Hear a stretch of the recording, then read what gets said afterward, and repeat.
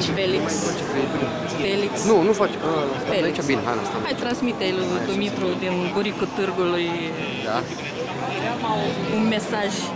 Un mesaj. Dar unde te duci? Că nu știu, că tot te miști. Păi uite, camera e așa, că... Miști după cameră, nu? Da, eu mă mișc după tine. Deci... Dragă Dumitru, oameni din Chișinău a speriat târgul Gaudeamus Internațional și vreau să-ți spun că dacă știam că orașul Chișinău e atât de periculos, nu aveam curaj să-l vizitez cu ocazia acelei conferințe la care ne-am întâlnit.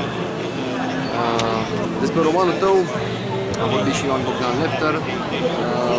Pot să spun că, așa cum ți-am și scris, este un roman mai rece, mai ironic decât Măcel în Georgia. Un roman în care lumea se bate în reviste literare, în titlurile lor, și sexualitatea pe care o pui tu acolo, în paginile cărții, are o subtilitate extraordinară și este încărcată politic. Cred că e singurul care a realizat atât de evident călcarea pe bătături între politică și sexualitate și pentru prima oară o sexualitate puternică are o justificare în paginile unei cărți, pentru că în cele din urmă arată pornografia politică. Deci dacă există o pornografie în romanul tău, ea este doar politică. Îmi pare foarte rău că n-ai venit cu noi aici ca să vezi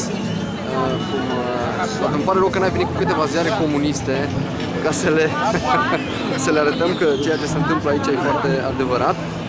Și Diana Epure se mișcă mereu cu obiectivul, încât referințele mele critice se împrăștie peste tot.